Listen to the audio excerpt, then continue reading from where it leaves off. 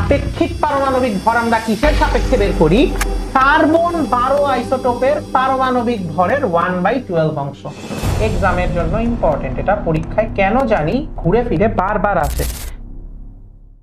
এখন তাইলে আমরা এতক্ষণে একটা জিনিস বুঝে ফেললাম যে আমাদের পরমাণুর আইসোটোপ থাকতে পারে, একটা পরমাণুর ভিন্ন ভর সংখ্যা বিশিষ্ট অংশ থাকতে পারে।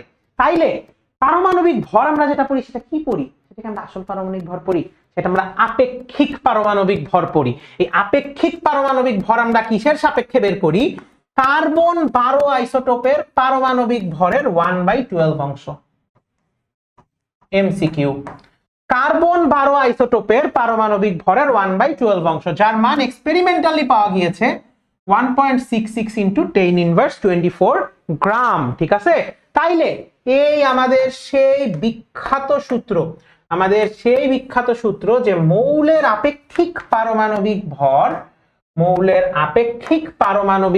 হচ্ছে মৌলের একটি পরমাণুর ভর বাই কার্বন 12 আইসোটোপের পারমাণবিক ভরের 1/12 অংশ। যেমন অ্যালুমিনিয়ামের একটা পরমাণুর ভর হলো এত, তাইলে একটা পরমাণুর ভরকে আমি যদি ওই সংখ্যাটা দিয়ে কার্বন 12 আইসোটোপের ভরের 1/12 অংশ দিয়ে ভাগ করি, আমি অ্যালুমিনিয়ামের আপেক্ষিক পারমাণবিক ভর পেয়ে যাচ্ছি, which is 27। এই কারণে আমরা 27 ব্যবহার করি।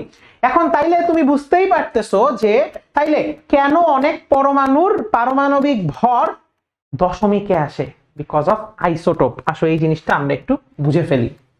যাদের আইসোটোপ আছে তাদের কিন্তু সবগুলো আইসোটোপকে কনসিডার করা লাগে আপেক্ষিক পারমাণবিক ভর নির্ণয় করার জন্য। যেমন প্রকৃতিতে ক্লোরিনের দুইটা আইসোটোপ আমরা মূলত চিনি, একটা হলো ক্লোরিন 35, একটা হলো ক্লোরিন 37। তাহলে প্রকৃতিতে প্রাপ্ত ক্লোরিন 35 এর শতকরা পরিমাণ 75, ক্লোরিন 37 এর শতকরা পরিমাণ 25। ক্লোরিনের গড় আপেক্ষিক পারমাণবিক ভর তাহলে কত হবে? এইটার ভর সংখ্যা ইনটু এটার প্রাচুর্যতা, অর্থাৎ কত পার্সেন্ট পাওয়া যাচ্ছে, এবং এটার ভর সংখ্যা এটার প্রাচুর্যতা যোগ করে, দুইটাকে গুণ করে যোগ করে 100 দিয়ে ভাগ করবা।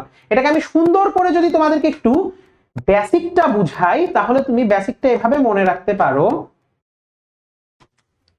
যে কোন মৌলের, ধরো এ একটা মৌল যার ভর সংখ্যা একটা হলো পি, একটা হলো কিউ।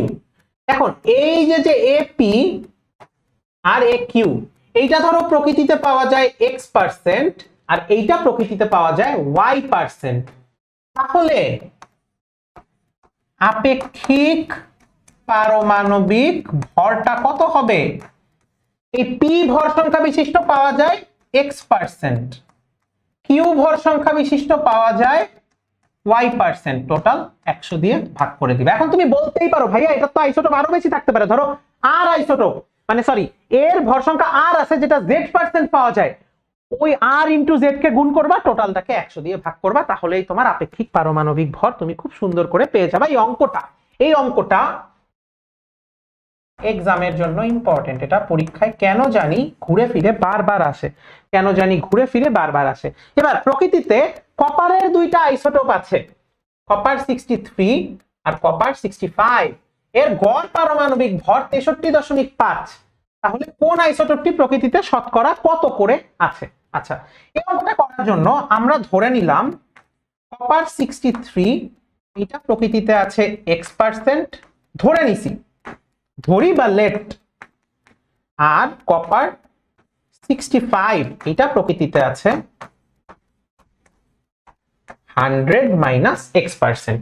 তাহলে এবার তোমাকে কিন্তু এভারেজ রিলেটিভ অ্যাটমিক মাস বলে দিছে, অর্থাৎ 63.5 তোমার আপেক্ষিক পারমাণবিক ভর বলে দিছে। তাইলে আমি কি শিখছি?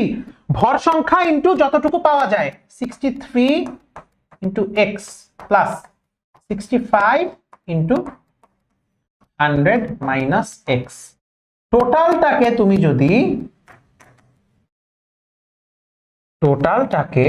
যদি 100 দিয়ে ভাগ করো, তাহলে তোমার কত পাওয়া উচিত? গড় পারমাণবিক আপেক্ষিক ভর, যেটা 63.5।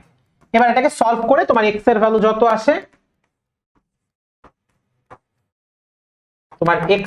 যত আসে, সেটা হলো তোমার 63 পারমাণবিক ভরের প্রাচুর্যতা, আর আরেকটা হলো তোমার 65 পারমাণবিক ভরের প্রাচুর্যতা। x = এত। ঠিক আছে। ওকে, তো এখানে টোটাল অঙ্কটা করে দেওয়া আছে, তোমরা এটা খুব ভালো মতোই বুঝতে পারবে, এক্স এর ভ্যালু বের করে আরেকটা 100 মাইনাস এক্স।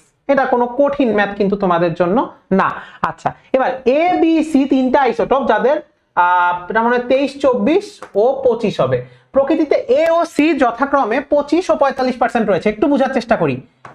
এর ভর সংখ্যা হলো 23, বি এর, এটা সবগুলো তিনটা আইসোটোপ আর কি একটা মৌলের, বি এর ভর সংখ্যা 24, সি এর ভর সংখ্যা 25।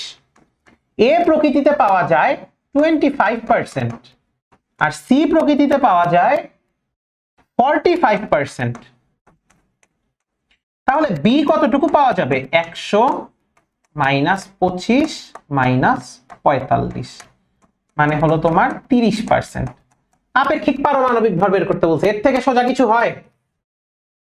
ভর সংখ্যা 23 ইন্টু যতটুকু পাওয়া যায় 25, ভর সংখ্যা 24 ইন্টু যতটুকু পাওয়া যায় 30, ভর সংখ্যা 25 ইন্টু যতটুকু পাওয়া যায় 45। টোটালকে 100 দিয়ে ভাগ করলে তুমি যেটা পাবা সেটাই হবে হলো তোমার গড় আপেক্ষিক পারমাণবিক ভর।